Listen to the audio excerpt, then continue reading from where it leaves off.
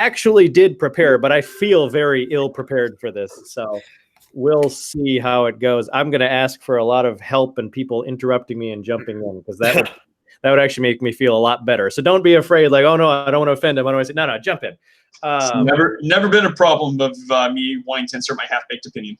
That no comment. So yeah, okay. I suppose that was a transition, so I will go ahead and get started. Sorry, Adam, did somebody forward you the email and the readings and stuff? I did. I watched the first video and I didn't make it to the second. Yeah, like I said in the thing, it actually. So that's part of what I'm getting at. I'm going to give unbelievably broad and vague summaries of each reading because as I was reading them both, they were so complex and detailed. I realized my brain is going to have, I would have had to like spend a week studying to really give this a good summary. So I'm going to give it very broadly. And Stephen, I'm pretty sure you've read the Why Not a Pacifist before. So if you want to insert details, or anybody that read it, that would be awesome, because mine's going to be super broad. But the point, but that works because my main point that I started with, like I said in the email, was I just wanted to start the discussion, to give you some things that would get some things churning. My thoughts on the matter are very different actually than both of the readings. Probably somewhat close to Lewis's, but I just really wanted to kind of process this out. And so that's what I'm going to do. I'll just give some broad stuff, insert what you want, and then we'll see if we can get a discussion going. So with not on Why I'm Not a Pacifist, but Why I'm Not a Pacifist, right? C.S. Lewis. I've read this a few different times, and it's always like great while I'm reading it, and then I try to like summarize it afterwards, and I struggle. So I'm gonna read a couple different passages, but I'll just start by saying at the beginning, the first half of it is really cool. It's like an kind of just walking you through how to do logic in some way, like just how to process difficult topics to begin with, which I thought was really neat.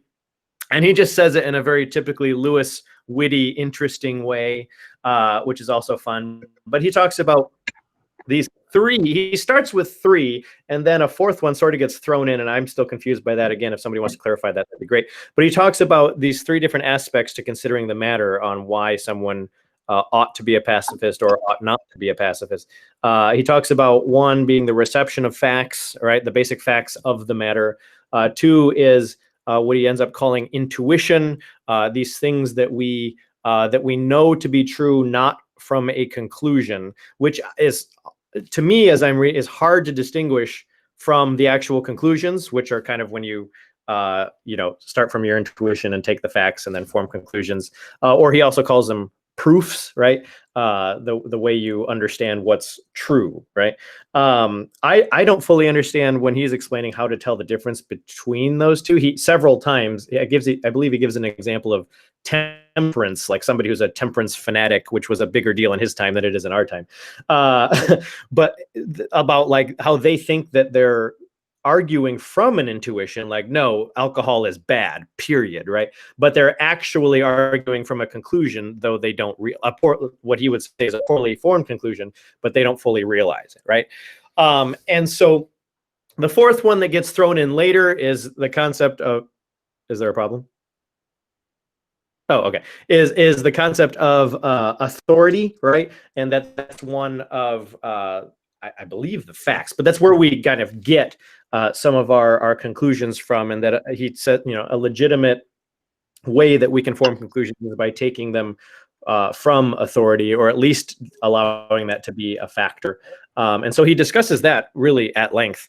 But he kind of just spends the whole essay slash, I believe it was a speech, if I remember correctly, that he gave at Oxford at a society that was based around, and it was around the time of World War II, but the society was based around not fighting for king and country. So after World War I, this group got together at Oxford and said, we're never fighting for king and country again, because World War I was so awful, and they became essentially pacifists. And they actually, if I remember right, they invited him to speak and to help, to kind of just have a facilitated discussion, right? And this was his speech that he gave, more or less turned into essay form. So he goes through, and these are the details that I'm going to skip over largely, but he basically applies what I just explained to the idea of pacifism, walks through what he sees to be the facts of pacifism, the intuitions related to pacifism, and spends a good deal of time like trying to articulate why he doesn't think the intuition of war is bad is quite right, and why it's actually an ill-formed conclusion. And then like I said, he spends a lot of time also talking about why he believes the authority of most of humanity throughout all of history, including religious authority, specifically Christian authority, is against pacifism, and is not essentially pro-war, but at least that war is not the greatest evil that could be done. Yeah. So that's my basic summary. I wanted to read these two passages that I just thought were apt. One was actually a summary of kind of like I think there's kind of this underlying chain of discussion that's been going on from pretty early on. And I thought he gave a remarkably good summary of some of the things that we've talked about before. So I just wanted to read that. It may be asked whether, faint as the hope is of abolishing war by pacifism, there is any other hope. But the question belongs to a mode of thought which I find quite alien to me. It consists in assuming that the great permanent miseries in human life must be curable if only we can find the right cure. And it then proceeds by elimination and concludes that whatever is left, however unlikely to prove a cure, must nevertheless do so. Hence the fanaticism of Marxists, Freudians, eugenists, spiritualists, Douglasites, federal unionists, vegetarians, and all the rest. But I have received no assurance that anything we can do will eradicate suffering. I think the best results are obtained by people who work quietly away at limited objectives, such as the abolition of the slave trade, or prison reform, or factory acts, or tuberculosis, not by those who think they can achieve universal justice, or health, or peace. I think the art of life consists in tackling each immediate evil as well as we can. To avert or postpone one particular war by wise policy, or to render one particular campaign shorter by strength and skill, or less terrible by mercy to the conquered and the civilians, is more useful than all the proposals for universal peace that have ever been made. Just as the dentist who can stop one toothache has deserved better of humanity than all the humans who think they have some scheme for producing a perfectly healthy race. So I felt like that one paragraph like summarized so many of the discussions we've had that are kind of putting on two different ends of the spectrum this idea of like can't think of how we worded it before, but like the focusing on the individual and the immediate versus the broad and the universal, that type of thing. And then at the very end, he summarizes himself better than I can. He just says, "This then is why I'm not a pacifist. If I tried to become one, I should find a very doubtful factual basis, an obscure train of reasoning, a weight of authority, both human and divine, against me, and strong grounds for suspecting that my wishes had directed my decision." He spends a good deal of time talking about how he suspects that the passions are often involved in really any difficult decisions that we're making, but he specifically is applying it to pacifism because, shoot, it's failing me now, but basically because it's often overlooked whenever in discussions of why someone might be a pacifist or not, right? And he doesn't think it should be. He thinks it should be discussed and should be part of the discussion. Not that he's necessarily accusing every pacifist of being a coward or something like that. And he says that specifically.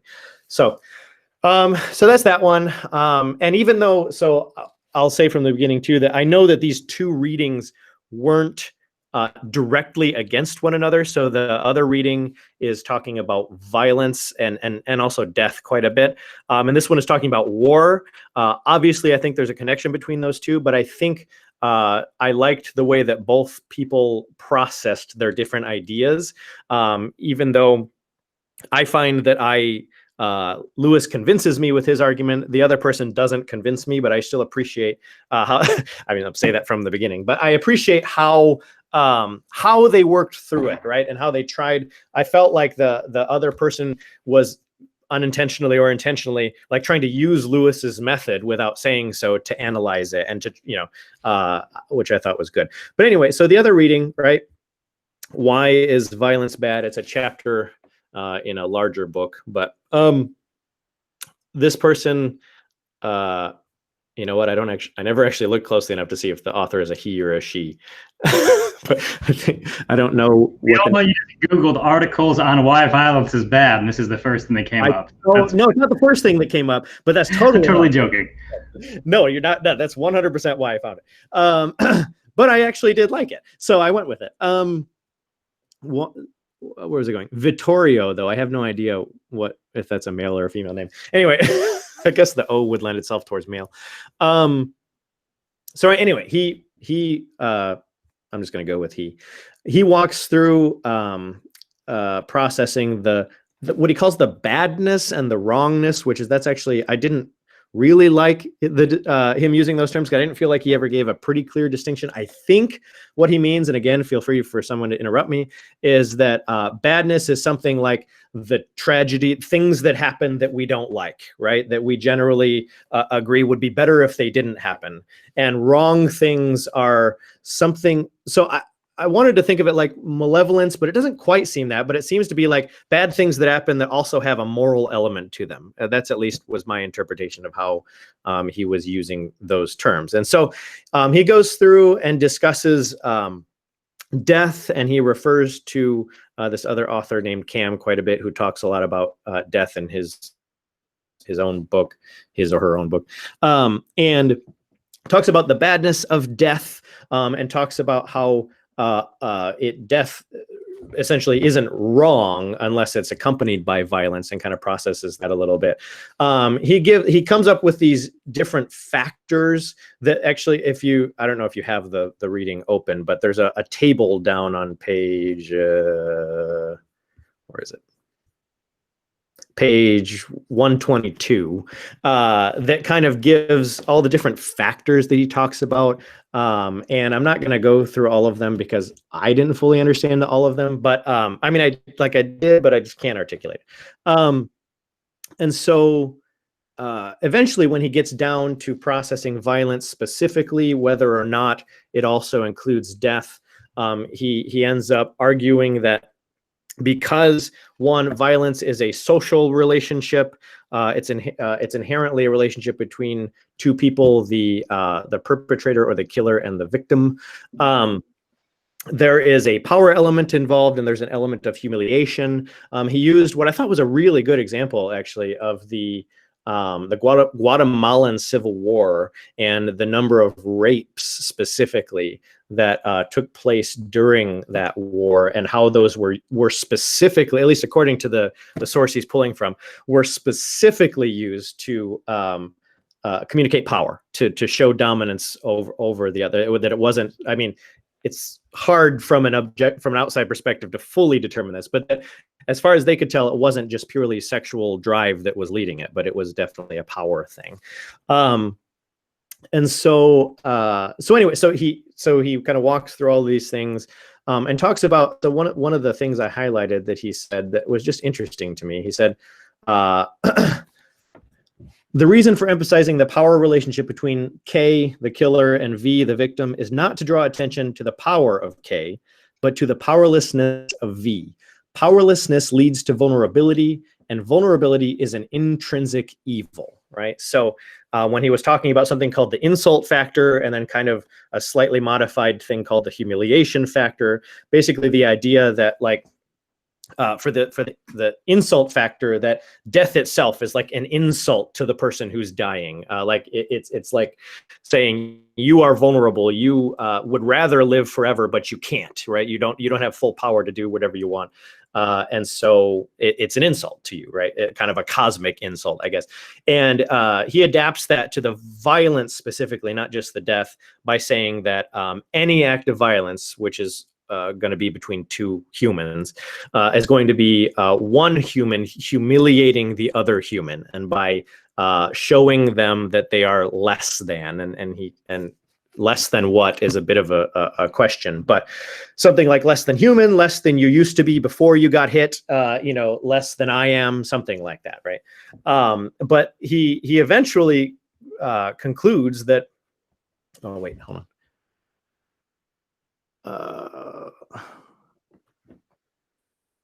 Yeah, sorry.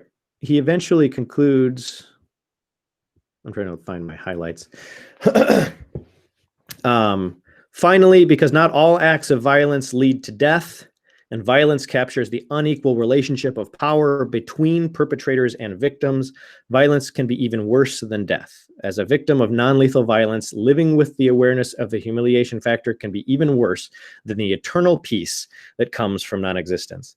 And if I wasn't lost before, that last line kind of lost me, that eternal peace thing. But like, he ends up arguing that violence itself, because of the humiliation, because of the social factor, and because of the power and powerlessness and vulnerability involved, is worse than death. And then obviously, like, violence that ends in death being the ultimate evil, I think. So he obviously nowhere in there is war addressed specifically. Lewis is primarily talking about war. He's not actually addressing the concept of violence. But I think that these two still give kind of a spectrum for the discussion of processing violence. And then I guess just some of my own thoughts to let you know where I was, like, why this is what was really on my mind. Well, it's actually funny. As I was trying to think of, I always have a real hard time thinking of a topic. I don't know how it is for you guys, but I get very nervous about it. And I've been listening to what I decided is my favorite musical group. They're called the High Kings. They're an Irish folk music group. And I've been listening to them a lot all week for some reason. They've been my favorite for a while, but I've just been listening to them a lot. And they sing this song called "The Green Fields of France," which is basically an anti-war song referring to World War I and the death of a specific soldier, but kind of in a broader sense of all the guys who died, according to the song, pointlessly and needlessly in World War I. And it was interesting. I guess I spent a lot of time processing the song. And sometimes it would bother me, and sometimes I'd be like, "Well, you have a good point," and that was kind of reminding me of this thing I've been thinking about for a very long time. Some of my very close friends in college were and are still devout pacifists, and for a time I would have considered myself a pacifist, and actively, I think my senior year of college, decided to not be a pacifist after thinking about it for a few years.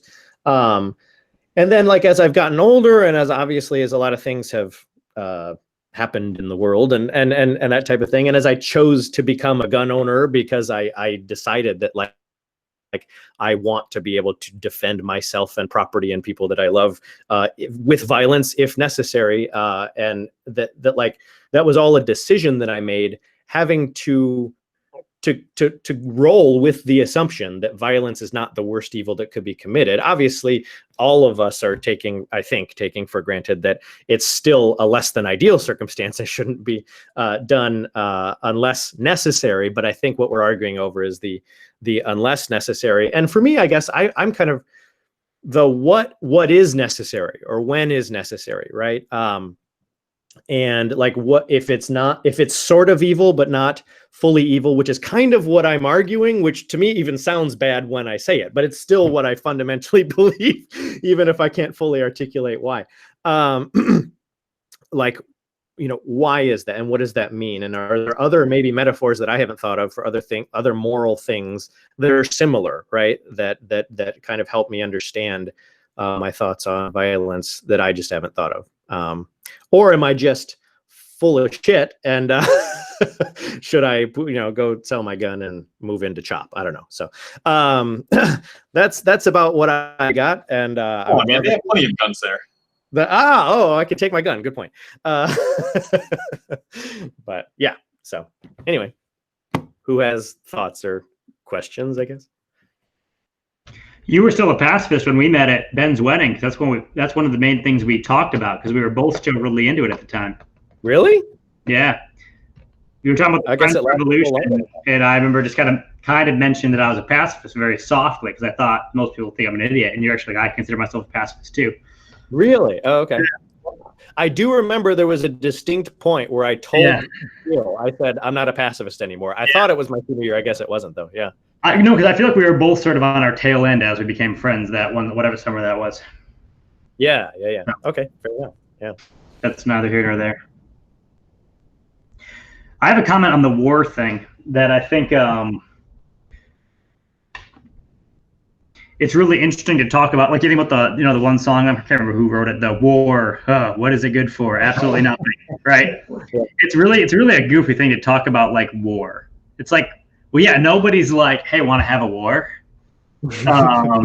War is the result when two people fundamentally want different things to the point that they're both like, yeah, I don't know, some of us might be willing to die for the thing we want. And so the question is really just, for what would you die? Not is war good is an unhelpful framing, because it's describing two contrary parties as if they're consenting parties, as if it's like a sports game. Well, and Lewis kind of gets at that, right? Because he ends up like, one of the things he says several times is like, part of what pacifists have to be arguing is that to submit. So, for example, for Churchill to have said, whatever you want, Hitler, we just want peace, right? Which is essentially what Chamberlain was doing. But like, to have said that is actually like always 100% better than doing what Churchill did, which was saying, we will never give up, right? We will never surrender. And he's like, no, I don't see that, right? I really like his breakdown in the second part when he's like, pacifists there, and I remember thinking this even when I was one, like, the only end to pacifism is no pacifists, because if you get enough of you together, the non-pacifists just kill you because you're an easy target, and that's how it works. like right, if or all pacifists, I think is what he said, right? Yeah, but the point is, he kind of recognized it's not going to happen all at once. Like, unless you have some dream that, like, tomorrow we're just all pacifists. It's like, well, if all the world but North Korea was, North Korea would just take over. Like, you'd have to literally have unanimity. Yeah. That's so funny. That was one of the points that I really hated about his argument. What? Why? Because it's not that black and white, and it doesn't actually work that way. The idea would be, in that scenario where everybody but North Korea is pacifist, you eventually get people in North Korea who realize pacifism is better and disseminate up. Well, but realistically, you're assuming that there's this day where North Korea is the only gun holders in the world, where they didn't take over the rest of the world. Sure. I think his point too was, at any point in the process, there's still people with guns and people refusing to use them. And if the people with guns ever decide to use them, then they win, period. Right? I think that's the point he's making, unless I misunderstand it. Right. So pacifists win wars not by killing the enemy, but by converting. Would be my argument again to his black and white. In a similar way, the early church thrived not in safety but in oppression, and by trying to kill Christians, more Christians happened. And so the idea that, like, eventually you get, enough pacifists. I don't know. He took it for granted, and I wasn't able to take it for granted. And so everything after that, didn't feel as strong. And I think you have a similar case in which, look at Gandhi, look at Martin Luther King Jr. Like, these are real concrete instances of nonviolence conquering violence, when the other side was more than willing to use violence. I mean, if you look at the movement in India, they were willing to open fire into a crowd of unarmed protesting civilians. Like, this wasn't. No, I think that's a bad example, Stephen, because, like, yes, they did do that, but not in the same sense that Hitler or Stalin did, which they could have. They had the technology. If they had chosen to act like Hitler or Stalin, they could have, and then they chose not to. No, that's the point, is that, yes, if you view humans as these beings, indeed, some humans are capable of just, becoming serial killers or mass murderers or what have you. But I think pacifists would argue, like, yeah, a few are. But if you tell a bunch of soldiers to go slaughter over and over and over again, eventually they're going to say enough. Like, we can't do this anymore. And you do have instances of soldiers that are just like, holy frick, this is insane. I'm not going to do that. And so I think the pacifist response would be, well, yeah, some of you are going to die. Like, this isn't a call, like, much like Lewis said, like, he's not accusing pacifists of cowardice. He's accusing them of unrealism. But if you are all willing to be like, yeah, I mean, you're going to mow us down and eventually you're just going to stop because you can't take it anymore. Because, yeah, your leader who is remote from it all can gladly tell you to go slaughter a bunch of innocent civilians. Eventually, you're going to realize that this is wrong. Is there like an abandonment rate by German Nazis during World War II? Like, how many of them were like, no, we're not going to participate in the genocide of Jews? I guess because unfortunately that just did that just not happen, or was that insofar as it happened, they were executed pretty quickly as well. So that's why there's not a whole lot of numbers on that. Yeah. So unfortunately, that one. They also were very good at dehumanizing the Jews / various victims of concentration camps. So you didn't, presumably the idea was that you didn't feel bad because they weren't human. So the reason that, nonviolent protests work because they're intentionally appealing to people that already have a certain ethic or morals already embedded in them, where that wouldn't work with Nazi Germany because they're not abiding by that particular ethic. It's also different. Like, I mean, I don't think we have any examples where there's a nation that takes an actual stance of peacefulness. I'm still trying to think how to form this together here, but Britain chose to leave, and the Indians rearmed. Like, this wasn't really actually a spread of pacifism; it's actually a spread of militarism. And I understand that the method they used was appealing towards Western Judeo-Christian compassion, frankly, which is fine. Like that, and that's really good because it's good to not kill people and do bad things, which were happening in India. But like, I mean, I feel like nations with like really low military support, I just think of like, Denmark in World War II, and they just got ran over. It's like, oh yeah, cool, nice, you guys are peaceful, it's fun. Anyway, we're gonna run through here now. So I don't know. I can't think of examples where. So I mean, the religious point is taken, but I don't think that stands up because I feel like we're not talking about. I think we're talking about the policies of a nation, not the ethics of a person. Well, I'm still trying to work through that, but if they feel different to me.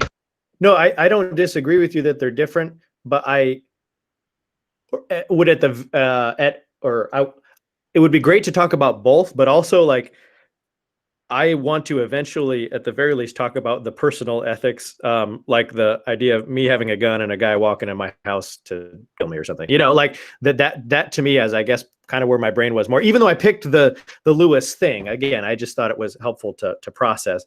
But I still like the war stuff. I just wanted to throw that out there. And yeah, I said that funny, but you get my point. Yeah, I guess now I'm intrigued by the idea of, can a nation succumb to the dominance of another country and then like subvert it from within?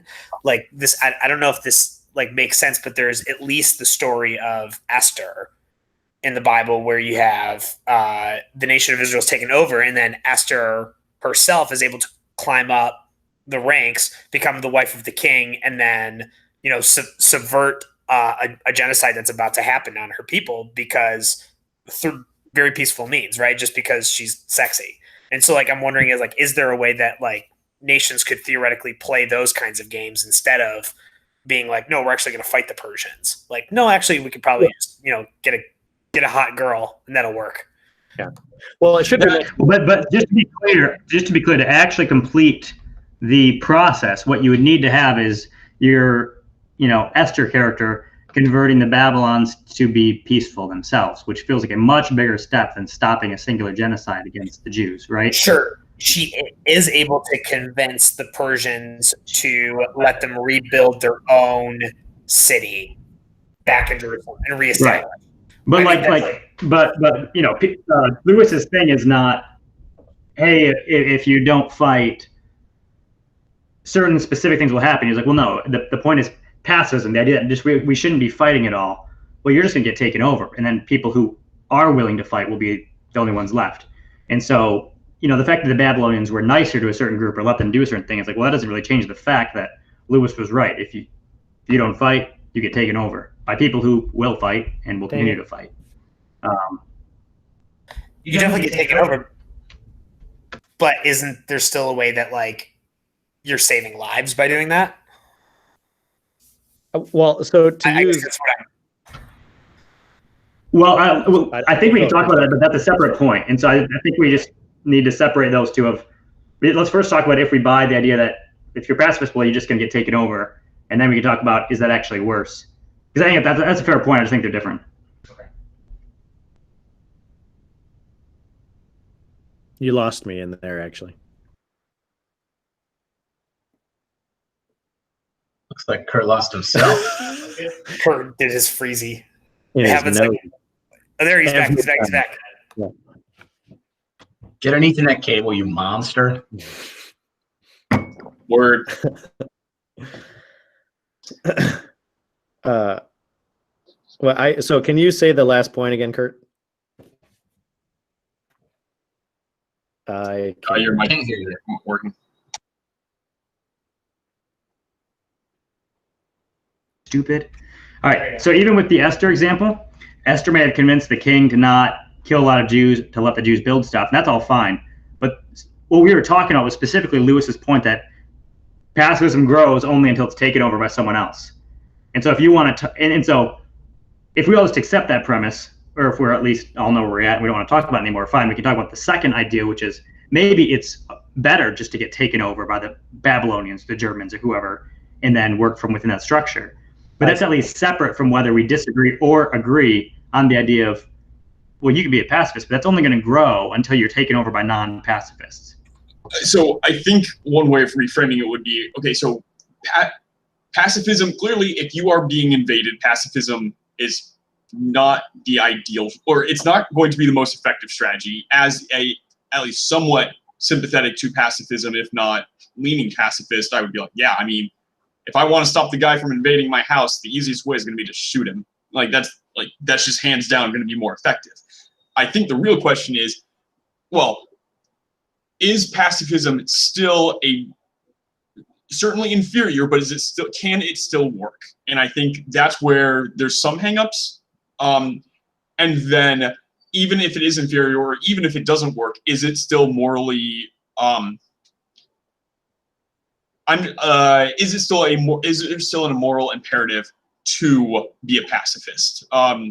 Moral imperative either a la Christianity or just divorced even from Christianity, just a la ethics.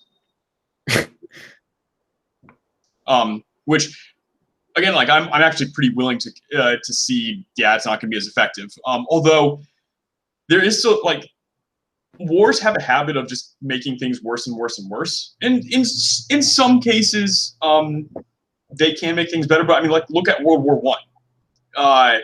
Like, the humiliation that was inflicted upon the Germans launched us into an even worse war. Now, I think the response to that would be like, well, yeah, that's why you end wars well. That's why you either do an Ender's Game and say, okay, I'm going to make sure that you never fight again, or you actually restore them to make sure that, hey, we're all friends now. We're going to make sure this doesn't happen again. But it seemed that this was kind of the worst of both worlds, with World War I finishing. That said, I mean, look at stuff like the 100 Years' War. Look at the freaking Middle East, which hasn't been at peace for the last, 3,000 years? So, I mean, like, wars generally make things bad, and there is something to be said for, like, okay, you punched me in the face. Are we done now? Like, can we, like, okay, now you've conquered us and you've inflicted your taxes. Are we done now? Because I think the hope is that eventually, like, consider the fact that the American nation is just ipso facto founded on blood. Eventually, at this point, the Native Americans can kind of say, like, okay,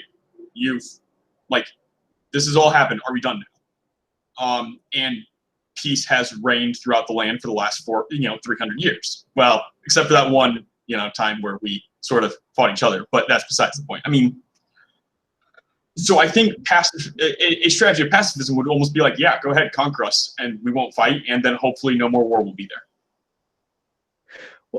So your point, I I should say I disagree with several of your points, but your points bring up like kind of the greater question that maybe you were getting at, Kurt, but that I'm unsure of. I don't like and I can't articulate it very well, but like is the war bad because it has like bad practical outcomes, which actually I could name many wars in history that had at least decent practical outcomes. And Lewis himself says it's dangerous to be speculative either way, actually.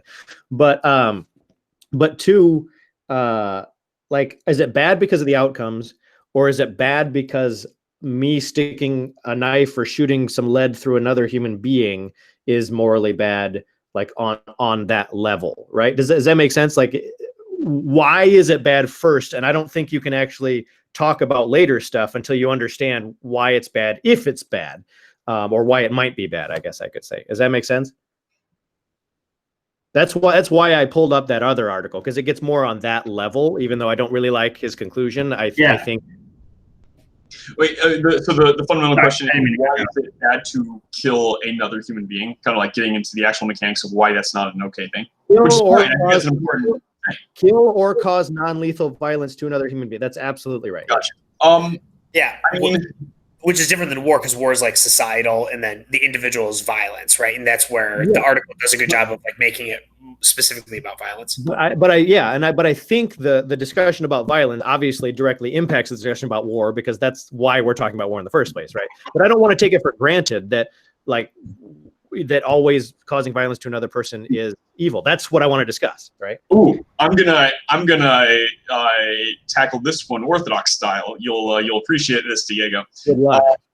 Well, first I'm going to start with actually an evangelical theologian, Cherith Nordling, who brought up the idea that the Imago Dei within humans, that image, I believe the original language was the same word for idol, and so like and that was kind of a huge leap back in the day, from taking your God to be this stone or this image and saying, no, actually God is in all of us.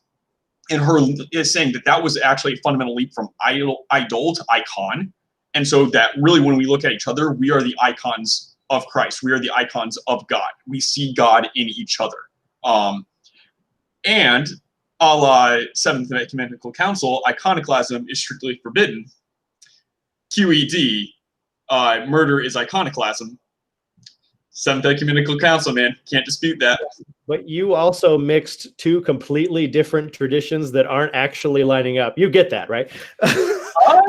Orthodox have been probably shamefully violent throughout their entire history. So the argument you're coming from the beginning is not. That says something interesting about the hypocrisy of the Orthodox Church. Does not say something about the argument. No, actually, so actually, this is what I wanted to challenge in Adam earlier, that he said about the super peaceful communist Orthodox Church. He didn't say communist, that's me. Early church, right? That's not what it was like. That there were many Christians who were soldiers that were never commanded either by Christ or by any of the early bishops to stop being soldiers. They were often persecuted when they were found out. They stayed quiet about it. But by the 200 and 300, so the 3rd and 4th century, there were entire legions that were Christian legions, essentially. I mean, this is like, some of them were, in the 2nd century or 3rd century, they were still being persecuted, so they weren't like officially Christian legions, but they had a lot of Christians in them, and they were still fighting, right? That insofar as you believe. Sorry, what?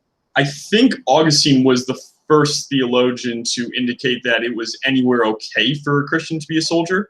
Up until that, it was at best this is something you're going to need to confess. Like, no, that's not true. That's no, not at all. I don't know where you're getting that from, Stephen. No, I mean, because that was how it was. I mean, unless my theology class is wrong. I've read the book. He was the first. No, yes, he may have been, actually, I'm not even conceding that point, but he may have been the first to say that directly. But like, that is in Catholicism and Orthodoxy both, when theologians speak, they are always understood to be, or speak with any sort of authority, they are always understood to be articulating what has always been there, not like making up something new out of thin air. Like, that's what makes. I mean, Augustine also taught predestination. Was that always part of the church? You should know that the first line in the Wikipedia article on violence in the early church pre-Constantine is, "It is highly contested what the Christian view on violence and soldiering was prior to Constantine." Fair point, Kurt. Well, it's a fair point, but also it's sort of, if we're trying to think through Christian ethics and rationality, it's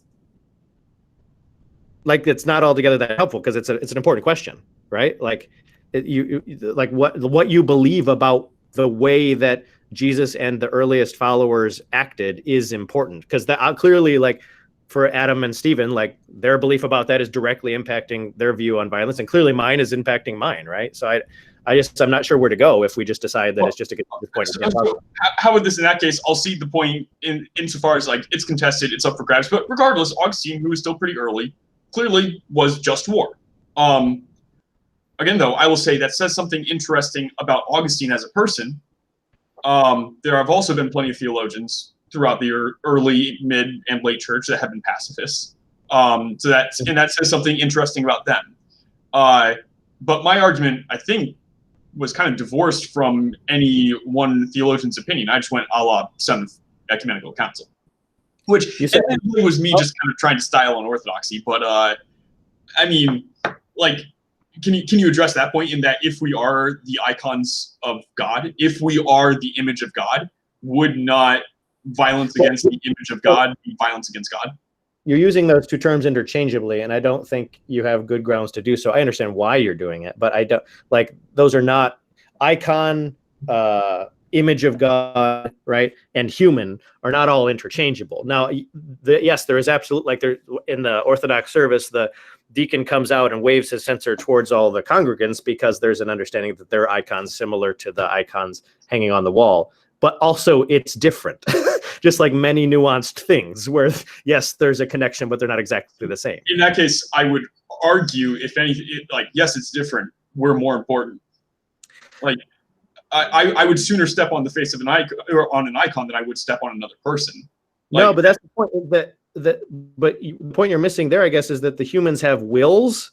And that's the difference, right? And that's an important difference, because I think part of the argument for why violence, in fact, I know for Lewis about why violence may be okay, is because another human being has the ability to make bad choices and evil choices even, and that is objectively worse than whether or not they continue to exist on the planet. That's Lewis's contention, and he's pulling that from most of church history, East and West. Interesting point. Free will is indeed an issue, but I would still say, at the very least, it means that violence is, I would say, at best, morally ambiguous, but still, can you address the point? Violence against the image of God is violence against God. Because, correct me if I'm wrong, that was actually the big argument against. Well, I mean, let's why are we so right? Most, like, I understand what the Christ represented, but we look at all of Old Testament, we look about Christ coming and returning. I don't know why the idea that violence interacting with God feels like this oxymoron. Like these things that don't fit together. I understand that the part of a person that is God, yeah, you don't want to target that piece, but obviously part of them is man, and part of them is fallen as well. And so the notion that, like, godliness should be associated with peacefulness or stagnation feels like a misrepresentation of the fuller picture we get of God, I guess, throughout the entire Bible, as opposed to just, I guess just what we see from Jesus. Well, so with that one, there's kind of two responses. The one I lean more towards is progressive revelation, in that in the Old Testament, we have a very small picture of what God is, and it gets progressively more and more complete until we get the full image of Christ. And Christ showed us what indeed it truly is to be God, because he was fully God. And so when we see God in the full incarnation, we see a peaceful being, who certainly was not cowardly, who certainly was not who was not opposed to well, who was not opposed to, or was not going to avoid violence, but would not perpetrate it himself. God or Jesus wouldn't perpetrate violence. Tomato. Well, okay. Well, because like, at least in the sense of like God the Father in the Old Testament, pretty violent as an individual, and right, like, and to which, I mean, that one, the stronger one, which I still am sympathetic for, it kind of goes along a spectrum. I mean, early church hermeneutics took all of that pretty strictly allegorical. They were more interested in the symbology of the Red Sea closing in on the Egyptians as a form of baptism, that it was all analogous to baptism. Now, whether or not you want to say that's a legit hermeneutic, that's up for grabs. But the early church has always... It feels like a lot of... I mean, like, if you're talking early Genesis, I guess fine. Which but is... a lot of these stories of the Jewish stuff is getting, like... That's why I'm more inclined to just say, like, yeah, they're probably drawing God's commands in. Like, I don't think that God would... That the epitome of all goodness would go and say, yeah, you see all those men, women, and children? Yeah, go kill them all. Like, go kill... Like, do not let even the babies live. Like, go slaughter them. Like, at that point, I just say, like, well, either there's something analogous going on there, there's something we're missing, or the Israelites wanted to comfort themselves as conquerors and say, well, God told us to, so, you know, we went and slaughtered everyone. Like, it just doesn't square away with what we see as the full coming of God. And so I think something needs to be done with that. Because what we see in the Old Testament as far as warfare is concerned is not just war. It is what we would consider barbarism, and I think is barbarism. I don't think, though, you're not answering the question of divorcing God from violence by bringing in the New Testament, because like you're also avoiding the book of Revelation, as allegorical as it may be. God seems to be commanding a lot of blood spilt in that, and I am not interpreting it Left Behind style, I promise. But my point being that, like, he's not just kind of nice, cheesy suburban, friendly Jesus. I mean, yes, but the book of Revelation features 7-headed dragons, stars falling to the ground, and literal gates of hell opening up. So I mean, yeah, I'm just going to lean more into, yeah, it's a bunch of allegory. Like, Christ isn't literally coming in and slaughtering most of the earth. Like, no, but this is part of my point, Stephen. I was accusing you of doing this the other day when it seems like for you, God is either non-violent or he's not God. And I think that, stop laughing at each other. You always do that when Stephen and I are arguing. I just said you're getting testy. I said they're getting testy. Of course I'm getting testy. Never mind. Now I'm off my train of thought. I don't remember what I was talking about. Well, okay, this is a side little comment. One comic that's been really kind of bugging me a little bit. I was talking to Taz and Kurt about this yesterday. Was they've got Moses taking down the golden calf, and they've got Jesus pushing or throwing over the tables in the Money Changers Temple, and then like by it, they're saying things like vandalism at BLM protests for Jesus, and then tearing down Confederate statues for Moses tearing down the golden calf. And so it's just like if you're a real Christian like Moses and Jesus, you'd be on BLM's side. And it's just like, you're like, I don't know what I'm thinking about this. But so what they're doing is they're using Moses and Jesus particularly to justify the violence, which I thought was actually, which is really interesting. I generally get skeptical whenever anyone tries to incorporate Christian imagery / Christian narrative into their own meta narrative. It's just like, intellectual property violation. Come on, guys. Cultural misappropriation right there. There we go.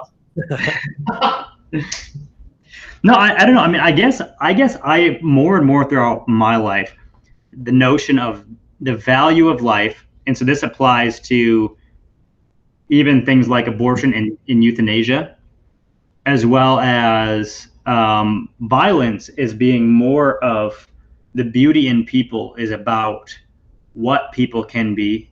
I think I'm frozen, right? No, I think I'm good. What people can be, and there's a potential in a human that's never lost because that image is in them until the last breath. It's not like you ever actually have forfeited such that you're currently irredeemable. But that being said, I don't like the view of the image of God like, well, so each of us is just like so this special little baby. It's like, no, actually right now you're like a piece of shit. And like we're all sinners, but like you're going around like killing children with your bros and like this is garbage. Like you're a piece of garbage right now. And you could be redeemed. So I'm not saying that image isn't in you, but I don't think that violence against people doing terrible things is well, so I guess I'll just simply say that I don't think that doing violence to people who either are consenting to it, which is more the Lewis fashion, where you've got like Christian Germans and Christian British, who Lewis says, I bet they ran into each other in heaven, shook hands, and were like, hey, we both fought for the countries we loved. I don't blame you. You don't blame me. That's like one scenario. Then there's the other scenario where it's like just massive war crimes, where it's more like a, hey, I would have loved for you to be redeemed, but what you were doing was just simply unacceptable. And it was actually me recognizing the dignity of what you can be to say, you're not a child. That's unacceptable behavior. And if I had nonviolent means, I would have used them. But nope. And ultimately, oh, sorry. A quick clarification, Kurt. Because Lewis says that ultimately one of the sides had to be wrong. No, one or both. Sure, at least one. I don't know if war and violence is possibly justified if both sides are right. So I think when he's making that statement, he's talking about the movements of the country, what the country's deciding to do. I think that the comment I'm talking about is actually from Mere Christianity, when he uses just a brief excerpt of violence. What was this from, Diego? Way to Glory? Is that what this is? So the book is Weight of Glory. It was an essay in there called. Okay. I don't think I've read this essay before, but he has a portion on pacifism in Mere Christianity, which I really disagreed with that, obviously, when I was a pacifist. But he kind of talked about it more like, well, the reality is we all get swept up in these waves of thinking we know what's right. And so soldiers go to war without really understanding, a bunch of kids when they're 18, 20 years old, they don't really know what they're doing. And, it's one thing if you don't know what you're doing and then you find yourself like putting Jews in gas chambers. But it's another thing if it's like World War I and you're just like, no, like we're fighting for our country. These people did this. You don't know if they did that or not. You're just told they did this. They want this. It's like, oh, they sound like bad guys. We got to go stop them. So like you're both, regardless of who's actually right, you have two like pretty much well-intentioned people who understand we've got, this Christian nation on the other side that are relatively civilized, like, and so Lewis's point was like, yeah, I think there's almost a sense of consent going on in that sort of World War I scenario of like, obviously nobody wants to die, but it's sort of this like, we get the game that we're participating in. So let me ask my question again. Can war be justified if both sides aren't wrong? I don't like talking about war being justified on the sake as if both sides, as the countries, not as the people. Wars start when one side does something and then the other side has to decide what they're going to do in response. So a military response can be justified even if it is not. So like Germany invades Poland, let's say. So frame your question from Britain's dilemma now. Germany invades Poland. So like I'm just trying to figure out how you're framing the question. I'm asking if there's a scenario where Germany invading Poland was morally right, or I keep saying not wrong, but where like that was okay, and so then the response of like we're going to defend Poland is also okay, because can we all agree that Germany invading Poland wasn't an action that should have happened? Yes. Well, so wouldn't this be like America invading Iraq? Right. So like we did that because they were invading Kuwait, right? So now we're going in and we're doing atrocities to the Iraqis because we believe that we're on this right side, that we're defending something. But it's like, I don't know. Well, these are distinct because Germany wasn't even pretending, which Iraq actually invaded Kuwait. So there's that, regardless of proportionality, we can all see that it's different for Germany to actually just want to take over all of Poland than for the U.S. to go and invade somewhere, take it over, and actually leave. I was using your example, but I'm saying, is there a case where country A does an action that is good or justified that has country B respond in a good and justified way that ends in war? I don't. I don't think so. Well, no, but but what's your point though? Because I don't think so either. At least just thinking about it for 5 seconds. But what's your point? Why are Britain and German soldiers like shaking hands in heaven? Then isn't the German soldier wrong? Or, I mean, I guess you could argue like he was really misinformed. Yeah, the country was wrong. The German soldier was not, like, objectively, he was on the wrong side, but subjectively, he was lied to. He thought he was doing it out of love of country. And I think the point is that I'll blame him for love of country and for not having enough information. I'll still call that his fault. That's fine, but like I super wouldn't, especially in World War One. Yeah, World War I specific. World War II is a little bit, they actually are very different, right? World War II includes a lot of what we would consider atrocities, and we could process exactly what that meant. But World War I was just a bunch of guys shooting each other because their countries were at war. There wasn't, I mean, there's always atrocities in war, but there wasn't like a genocide or the things that are usually understood to be in World War II. Well, and a lot of the German soldiers, the non-Nazi German soldiers, non-Gestapo, just foot soldiers, like they were ostensibly doing it because, like, yeah, we love our country and our country's been humiliated to the world and we're just trying to get back what was ours. I am going to say, and therefore they're totally off the hook. But there are stories of Germans like legitimately wrestling with, like, well, I think this is the right thing for me to do. I need to honor my country. I need to serve it. My country's at war. I will help it out. I think, sorry, go ahead, Stephen. Oh, just like objectively, they're on the wrong side, but I think subjectively, you could make a case for, like, well, they were trying to do what was best, and maybe I think Adam brings up a good point in that, like, well, they should have studied, they should have learned more, they should have tried to peer through all the propaganda and whatnot and see what was actually going on. But at the very least, I think there is cause for some grace in that case. Well, but also I think if that's your point, Adam, it's starting from an assumption that, like, violence is always wrong, so you should do your research and try to always figure out a reason not to. Whereas I think the German soldier is starting from a premise that loving and defending your country or your community is actually like one of the highest moral things you could do, and then working from there, right? So let me say first, I have no idea where I land on this argument, but I guess I'd still lean towards pacifism. And maybe I have a separate issue with the idea that, like, fighting for your country is a good thing, because that's a little gross to me. But I guess you guys keep agreeing with me and then saying, does it matter that, like, for like just war, I don't know, what do you want to call it? Like, one of the sides has to be wrong. Well, so like the point is that I think maybe we're getting caught up is everyone can agree that nobody should start a bad war. The problem is, what do you do when someone does? Because people aren't going to agree on what's a bad war and what's a good war. If your neighboring country is doing child sacrifices in the millions, I mean, not like abortion type, just like normal style, like they're just tossing them in the fire, and they're peaceful. They're just like peaceful. It's like at some point, do you go, we're going in now, guys? Okay, is that right? Is that wrong? Like, well, I mean, this other country's probably not going to agree. Like, so, but that's my point. Is in my head, from a philosophical standpoint, for us to, like, go invade that peace-loving, baby-sacrificing nation, for us to truly be justified, what they're doing has to be wrong. Like, they can't. Say that one more time. For us to invade and for it to be, like, justified and, like, okay in God's eyes,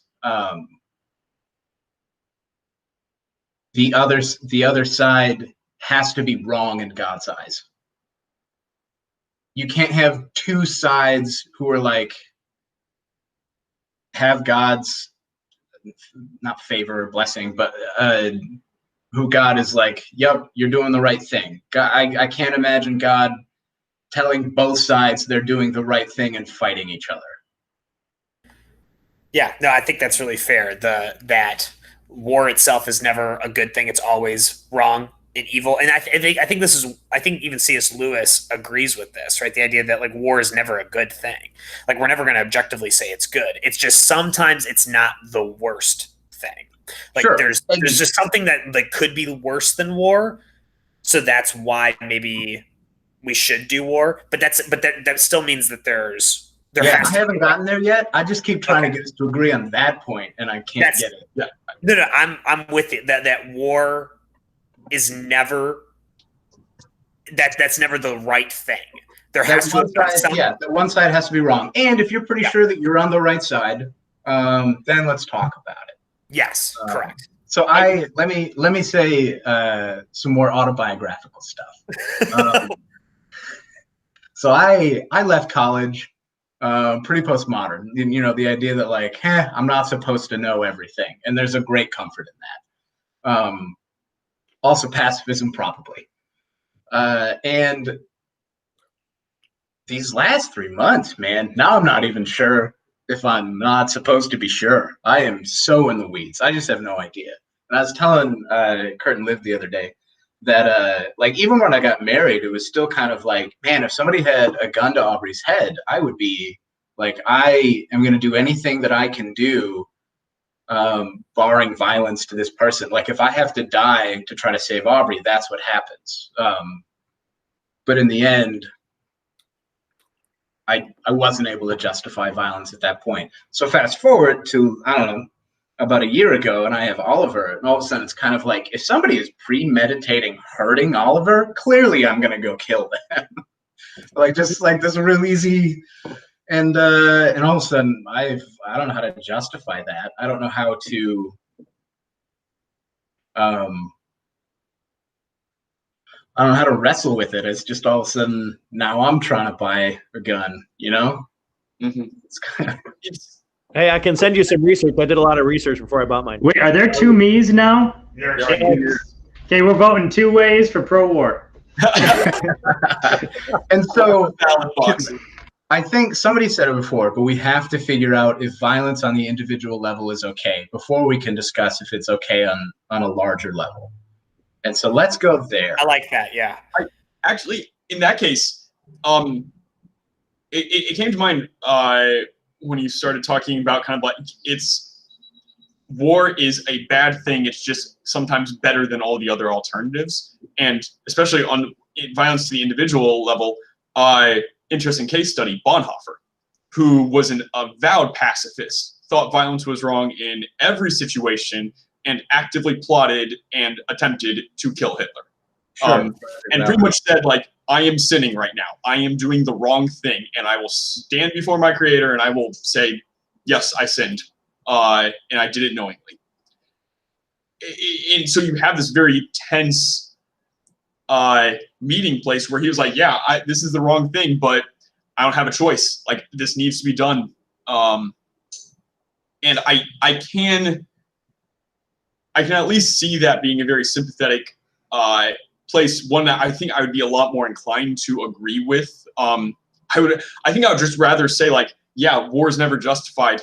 Like, you're never going to be in the right for killing someone. Like, there's something wrong with you that's just going to kind of stain your soul for the rest of your life. Much as any sin does.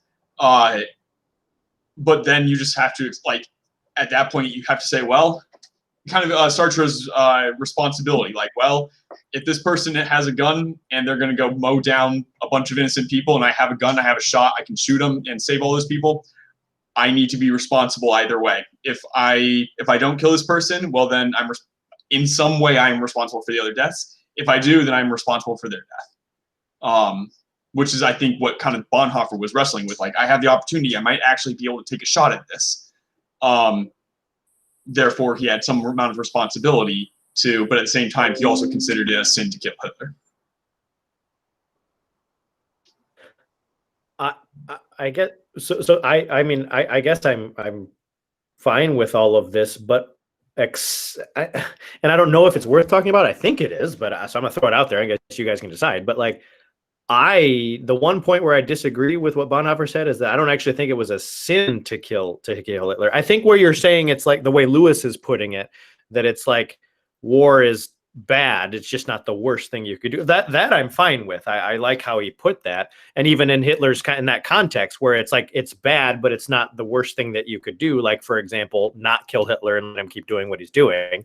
But like, I'm uncomfortable looking at Bonhoeffer and saying he was doing the wrong thing, but it's good that he did it anyway. Like that to me doesn't really make sense. Like, it doesn't actually answer the question. Wasn't that Stephen's point though? That like, he's sympathetic to the cognitive dissonance of that. I heard him saying that Bonhoeffer was doing a wrong thing without cognitive dissonance, but it was okay. Which, no, I mean, cognitive dissonance, I sort of think of it as prediction, but maybe I'm not understanding. Well, there wasn't. I mean, you are correct in that there wasn't cognitive dissonance. He thought he was doing the wrong thing, and he was doing it anyway. It's Stop just looking back whenever we're talking.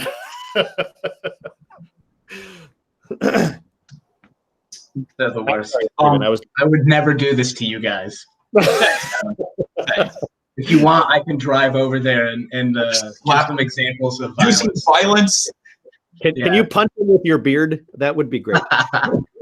So this is really funny to me that this exact problem that Stephen and that Stephen and Diego that you guys are like discussing is the same problem in the teleological suspension of the ethical with Abraham and Isaac. Can you do a wrong for the betterment of something else? Is it okay to sin because God allows it sometimes? And this is the same thing that I was bringing up with A Good Man is Hard to Find, that the misfit was doing evil to bring about a better good. So in all of these, we've got this like this example of a person that's like, I'm going to sin because sinning is the better thing in this instance, and I'm just going to hope for God's mercy.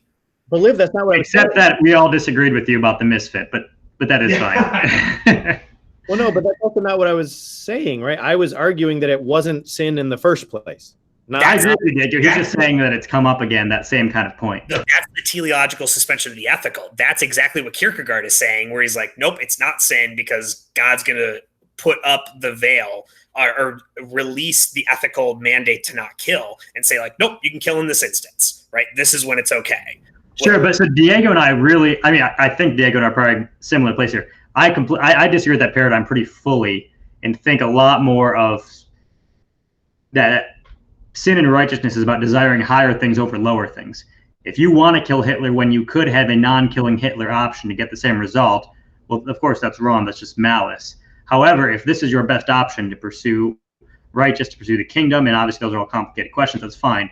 It's not like a, no, but then it was just actually wrong in this instance. Like somehow, we go back and forth a lot between murder and kill, it seems like, in the interpretations of the Ten Commandments. But either way, there was a lot of killing that seemed pretty close to murdering that was still happening. And so the notion of it kind of being more this gradient of, this is telling you what sort of things are better than other things when you have options, as opposed to you're just stuck with it, you can't cross this line. And if you lied to hide the Jew from the Nazis, you're a sinner. It's like, no, I don't think you're a sinner, man.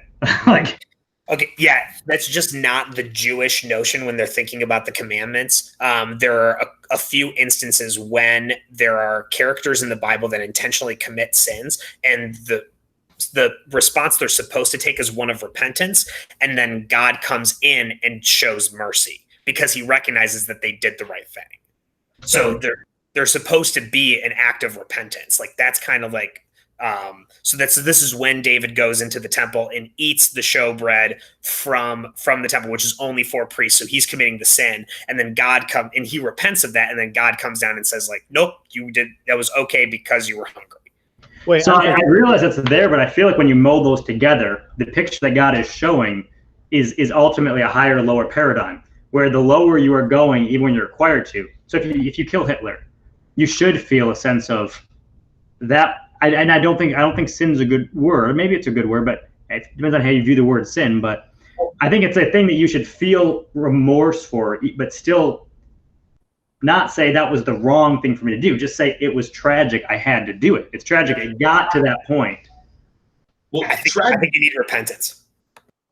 Repentance means turning around. So, was God actually saying to David, you actually shouldn't have done that? No. David himself repents first. He's the one that says, I committed the wrong. And then God says, no, actually you didn't. But I think it's important that David makes makes the comment. Realizing that there was still something broken that needed to be mended, and God was the one that therefore came and mended it and said, like, no, you're fine. Right. Well, so but how Stephen said that's really fundamentally different, because how Stephen said that I'd be comfortable with of there's still something broken with what I did. So I killed Hitler. Yeah, that's not an ideal state of things that I had to kill a human being, but that's still broken. Go ahead. So, etymology of sin is what the archers would call when they missed a target. In medieval, I think it was Latin. So, like, when you take it from a virtue ethics point of view, you're saying that you have done something that is not conducive to being human. That you are doing something that is not towards the teleological goal of humanity. You have murdered or killed, but the ideal human does not do that. Like, humanity as it should be is not murderous, and therefore you have to understand. Like, when you commit murder, even if it's for saving your children or saving your loved ones or saving the Jewish nation, you have to say, like, there's been still something that should never have had to happen. This should not have happened, and I was a part of it, and it was better than all the alternatives. But it's still not what I like. This is still not going to help me be a good person. I am not a better person for having done this. Dang it, we lost. He looks very ponderous right now, though. Yeah, we did lose Kurt. I'm listening. I'm running to my computer right now. Liv, real quick, just because the thing you were saying was so heavily built on this, I just tried to find it. I can't find where David repents of that. Oh, does he not repent? Well, because priest gives him the bread and then he moves on with life. So I'm a little confused. Yeah, that might be just a misremembering. Your argument's falling apart. I was remembering that story and I was like, wait, I don't remember it that way, but I could be wrong. That's why I Googled it. But where did Steven go? I don't remember. Do you want me to bring you an Ethernet cord? I've got I think Kurt's trying to get back in. You can develop him some software that will help him stay in the net. So all that to say, I have a bunch of cognitive dissonance of the idea that, like, well, clearly I'm going to go kill for Oliver's sake, and if I have to go to hell, for that, then I guess it's okay. And it's like, well, there's something wrong with that scenario, because this desire to protect Oliver is righteous. No, that's, I think, the point, actually. I think Lewis, like, he doesn't say it directly, but he takes it for granted in all of his writings, the same way, to be like most Orthodox writers take this for granted as well. Oh, you're back. That, like, what makes something a sin or not, for the most part, like, we can talk about the exceptions, but for the most part is the internal disposition of the person committing the act. Like, if you read kind of in between the lines of everything Lewis is talking about, like, even when he's talking about, and I guess that was a Mere Christianity, but like the two soldiers talking, right? That, like, whether or not they actually hated each other was more significant than the fact that they were shooting at each other, right? At least on Lewis's view, and he's pulling that from many theologians throughout church history, right? And so, like, what makes the act wrong is far more dependent upon that, because, again, through most of human history, and this is part of why the question was so big on my mind in the first place, through most of human history, death was just an assumption. People were way more concerned about, like, what you were doing up to the point of death than, like, the fact that you might die sooner than you should. And that, in fact, that phrase wouldn't have meant anything to most people throughout history, right? Like, you were going to die, so, like, die doing something glorious or holy or whatever. I don't know, just doing something cool. And so, like, die by orgasm. That's how I What a want way to to go. Is that from Francis of Assisi, Adam? yeah, that sounds right. I think it was. So I'm sympathetic, Diego, to the idea that a lot of the way we frame this is from this Western view that maybe we've idolized ourselves, and we think that our own lives as individuals are a lot more important than we, empathize that onto others. Contemporary Western too. That's a very new thing. Sure. Mostly Fair enough. technological development that helps us live longer. Like you could watch the intellectual trend change as technology like essentially develops to, you know, to be what it is today. Like, and that's part of my point, is that when I asked in my email, like, that most humans have just taken it for granted that to go shoot the guy who's premeditating to murder your son is a good thing. That's not even a beginning of a question, including most Christians throughout all of history. Like, I don't. Sorry, I'm worked up again. So, and my point again was, it took to becoming a father to throw that at me, and so now I'm just in this nebulous, I don't know. Adam, I don't really think you can move on from this till you just kind of push through it and shoot a couple people. Like, I don't think they have to be after your son. I think you just got to get some experience under your belt. Yeah, you know, you always remember your first murder. You always do. Unless you were coked out. Oh man.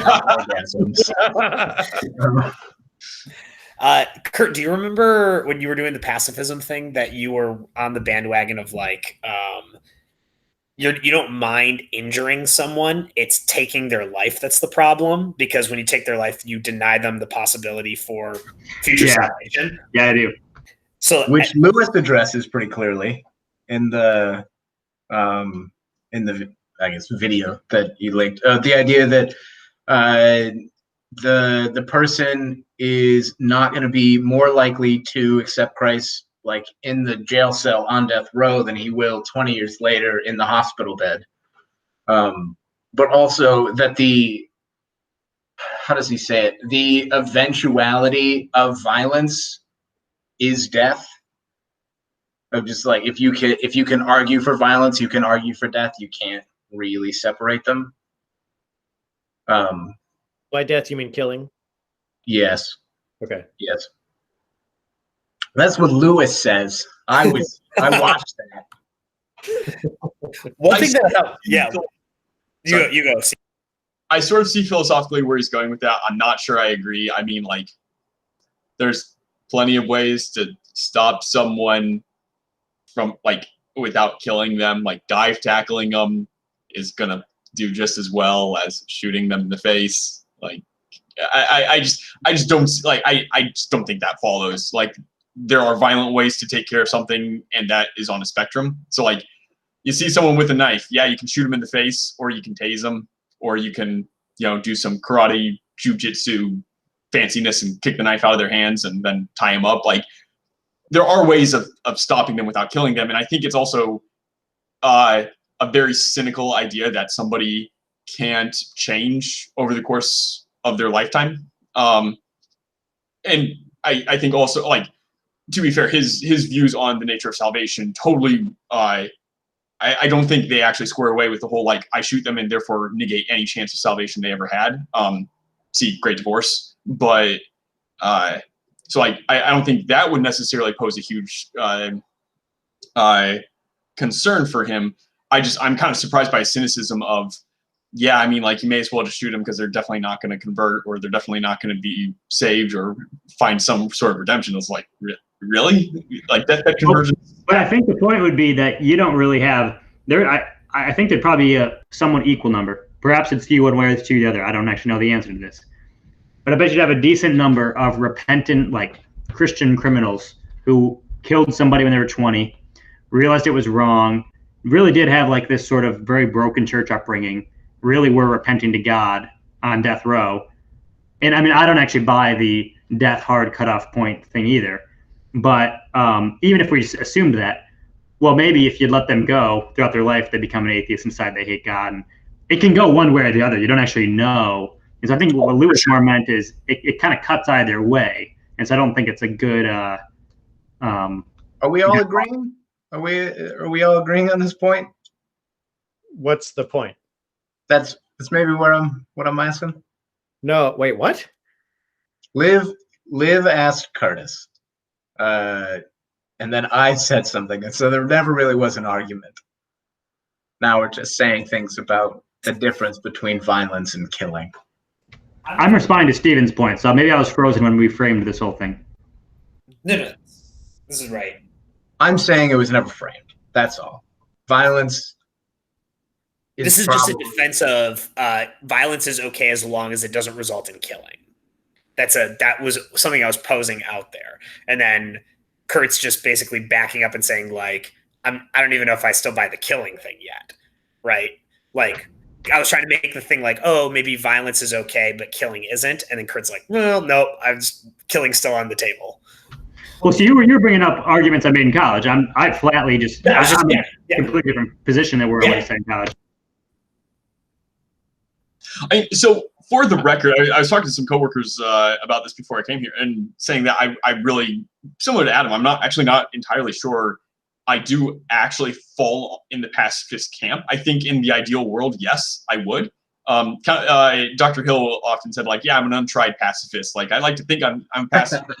But if someone came in and like pulled a gun on my wife and kids, yeah, I can't guarantee anything. And totally sympathetic with that. And also, I mean, quite frankly, yes, while I would like to think that there are more creative solutions than fighting against the Nazis and like shooting them all, let's be real, like Germans probably wouldn't have stopped at, just conquering their part of Europe and then killing, a bunch of innocent people. They would have spread, and the world would have been much worse for it. And it was a good thing it was a better thing than laying down arms. It was a better thing for the world to fight back. It was a useful war. It was a useful war. That said, I mean, the Allies did plenty of atrocities on their own. The bombing of Dresden was a particularly black mark.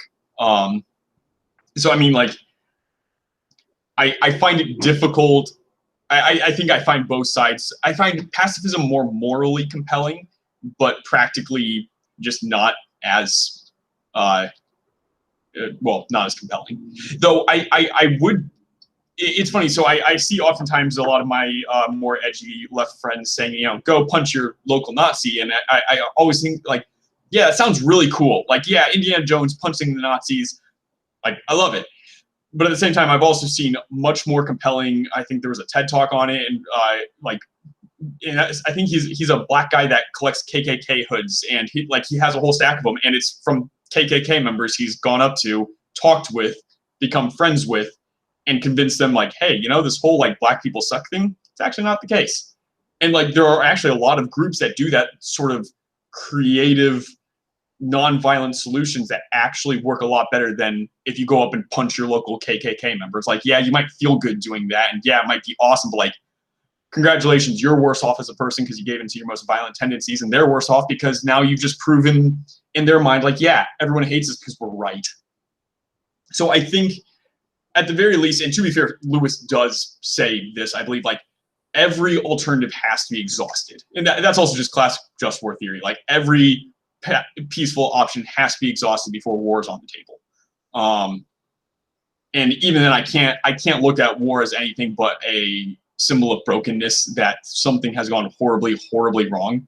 And I don't think any individual could say that they are better off for having participated in a war or having killed someone. I just can't. I don't think I can buy that. But that said, all that to say, I may not be as hard in the pacifist camp as I came off. I think that the pacifist vision is far more compelling than the just war vision. Same. Until it's my son. In which case, well, just war. I guess my bigger thing is we're all sitting. Have you guys seen the movie Hero? Quentin Tarantino, Jet Li. It's about these different tribes they've always been. It's a really, really good movie. The music's amazing. Really, like artistic, well done. But these tribes in China, it's kind of based on a true story, that have been warring forever. There's constant wars, and there's this evil emperor who's kind of fighting to take over everybody. And it's about these assassins plotting to kill him, and the assassin finally has the chance to kill him, and one of the other assassins basically kind of, it doesn't matter, but the point was, at the end there's a switch where the assassin realizes what this king really wants. He says, we've been fighting and fighting and fighting, and none of our civilizations can grow. We were just 4 kingdoms that can never be anything. We can't have the arts flourish. We can't have all these things be. I need to take over so that we can be one kingdom. People can say, well, that's just how tyranny justifies itself. And it's like, yeah, probably fair enough. That's probably the kind of thing you would say. But it actually seems to hold water pretty well when you compare more anarchist, more states that are filled with more anarchy and states that are filled with more order. that we get to talk about philosophy because somebody established a monopoly on violence and said, we, the government, get to kill people. None of y'all millions get to kill people. Only we do. We have violence. It's ours. That's why we get to have conversations, get to have families, get to have jobs. And so to me, that monopoly on violence, that's a really central part of this, that more political theory sense of everything's different in these little cages. And when the cages fight, what happens? Cage being like, there's the area inside where there's no violence and there's the hard exterior. But anyway, I'm not conquest is not actually completely off the table in my head. Really? There's a lot of so I was doing a project on this in law school. I was blown away at the number of modern political writers saying actually that I'm sure they're not like mainstream university guys, but I just remember several people being like, there's this goofy notion that America's like always wanting to stretch its arm out and get in control and influence other countries. And it's the exact opposite. America loses millions on all these little stupid ventures, and they know it. Really, all these places would be better off if you just kind of took over and we're in charge now. So you think about Japan and Germany after World War II, right? They got decimated. We just walked in, said that we're in charge. Don't plan on us leaving anytime soon, and they both came back really well. Versus Iraq, where it's we're leaving, we're on our way out. You guys, it's all you, which just means instability, and so it's just kind of ends up being a shit show. Yeah. I'm not advocating for that. I just want to be clear for the record. I'm not advocating for it, but I'm actually, from a moral perspective, think it may be more of just a sentiment of our times to believe that that is not the case. Yeah. There was an interesting paper that when I was on the cross-cultural trip in Zambia, that this native Zambian was arguing we were a lot better under colonialism. We had stability, we had order. It was great. Who cared that we weren't in charge of our own country? That was great. They brought they brought stability, and it was a good thing. Again, not necessarily with you, Kurt, in that I definitely don't stand for and therefore America should go conquer the world. But I mean, I'm not for it partially because I don't want us to have to do it because it sucks and everybody would hate us for it. But no, I mean it's real. People say what they want about it, but the correlation of how involved Britain was or colonial powers were in countries in Africa and how successful they are right now is really high. They invaded and completely held Egypt and South Africa. The ones they weren't that involved with are the ones that are worst off. And so I don't know. It's complicated. I'm not really advocating for anything besides saying I'm not sure that I'm all on board with the I don't know. Yeah. I mean, conquest would be definitely against any sort of just war theory. Just war is it has to be defensive at all times. Yeah, no. Is this Kurt's swinging so right. Is this an inherently postmodern thing that just happened there, where it's no, maybe the complete opposite, let's just screw everyone, conquer the world is actually maybe the best option, where you're decentering and it's just I gotta tell you guys about one of Livinai's first conversations when he came to town, because this was so funny. We were at Founders, and he's talking about reading the Anti-Federalist Papers, which are super libertarian, super small government. Why does the government get to tell me to do anything? Why do the courts get to do this stuff? And I'm kind of trying to press back and be well, I mean, here's how we set things up. This is why we do things this way. This is why there's a federal government, all these different things. And then you just get thinks about perspective. He's so I'm reading this other book, Prometheus. So let's go this way. Totalitarian control. You have to report to the government everything they tell you completely what to do. It was just the biggest So that's what tonight was like. Can you ever even punch somebody? And I'm I maybe just invade everyone. I don't know. No, I don't think I don't think violence is good. But let's just pretend it is. Let's go conquer the world. Yeah, just completely lean into it. Isn't that what Lewis would still have called the opposite of what the dentist is doing in terms of trying for a global solution? Actually, I would agree with you. Yeah. All right. It would still be the vision of this idealist who thinks that they're able to bring about some abstract good. And it's no, go be nice to your neighbor, and that's going to bring about a lot more good than. So maybe the real question that we need to figure out then is violence okay, or maybe not okay, but necessary for political change? Ooh. Wait, why is that the necessary question? Well, okay, so We mentioned it last night. super Sorry, controversial. it's what Liv wanted to know. So What? I'm softballing it. I'm really It's- lost. It's not necessary, but it is an interesting point. No, it's just that Taz, Kurt, and I talked last night, and that I wanted to. That was a topic I wanted to think about. Like, is violence necessary for political change? Really interesting point. One of my friends brought up. I don't remember the entire arguments because he was talking to someone else, and I was just kind of overhearing. But so he's from the South, and this person had brought up like, yeah, freaking South Civil War, and he's like, well, hang on. So look, if you look at Brazil, Brazil, for all of its nightmarishness, actually has decent race relations, and they had more slavery than America. They didn't have a civil war. Most of them realized the writing was on the wall and that slavery needed to be phased out. But they wanted to do it carefully, and that way nobody got wrecked. And so they slowly but steadily phased it out instead of doing this immediate like snap. We're just going to tell everyone slaves are free. And that way also they were able to integrate the slave population into society in a careful way. And so he was arguing like, look, like definitely not going to say that slavery was good.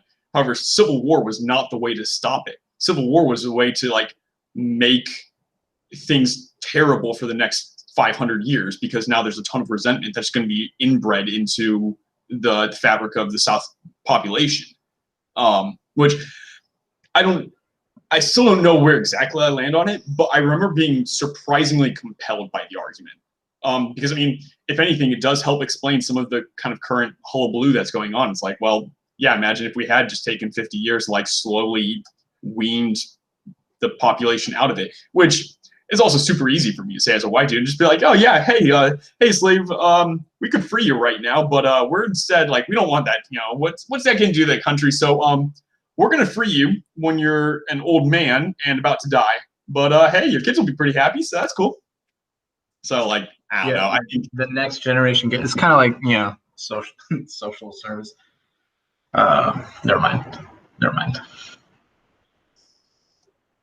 In my head, Liv, I want to say no. Violence is not necessary for political change. People can change without. People can be converted peaceably, and I use the word converted real loosely. Yeah, I'd certainly hope, and I would hope. No, there's just a lot of sentiment that I'm getting from my friends at Wayne State University, where they're like, "No, peaceful protest was Colin Kaepernick, and that didn't work, so that's why we're going to just fuck shit up." That's their exact sentiment. There is the interesting notion that like, I do find myself strangely compelled by that as well, and that like, I mean, look, the riots, like, there's actually legal changes going on right now, and it's been pretty effective at getting politicians to listen, whether or not you agree with what the changes that are happening. Like, it's actually happening where freaking I mean, like, change is actually happening, whereas Kaepernick, like, yeah, he made some social waves, but nothing happened at all. Like, it was interesting novelty. Some people got upset, some people cheered him on, and that was it. So now, granted, 4 years for peaceful change is actually a pretty short time. So, yeah. I'd be shocked if you see anything positive from this. I bet you anything that violence between these groups goes up after this. Yeah, I'm confused what you mean by change, other than. Well, there's been some minor legal things, but I don't think they're going to change anything. The bigger thing is all of these things come down to an officer doing an illegal act, and so I mean, it's sort of like if my neighbor keeps coming over and punching me, I can go protest at the police station. But it's like if I keep moving and I keep running into violent people, it's like, well, those are rogue actors, and you're not going to make them not do bad things by pissing them off.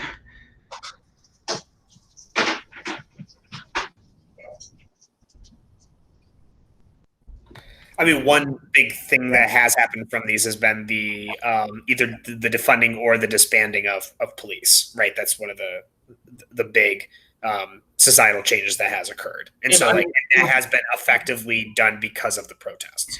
So that's fair, but I mean, this is the analogy I always give: is imagine being a really big dude and your 4-year-old son is throwing a tantrum. You can afford to be really non-violent with him because you're so much bigger than him. you can afford to just kind of like wrap them in a ball and say, hey, come here, buddy. Now, imagine now like me fighting a dude who's like 50 pounds heavier than me. I don't have options for nonviolent. Like if I'm going to win this fight, it's going to be throat. It's going to get bloody because I've got to fight hard to win.